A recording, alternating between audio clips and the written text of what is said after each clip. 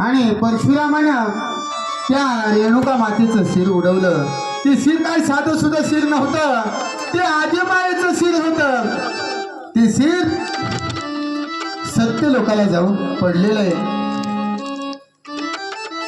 आणि त्या शिराच्या मुखातून अग्निज्वाळा बाहेर पडू लागल्या. त्या अग्निज्वाळा एवढ्या मोठ्या मोठ्या होत चालल्या होत्या की त्याच्यामध्ये तिन्ही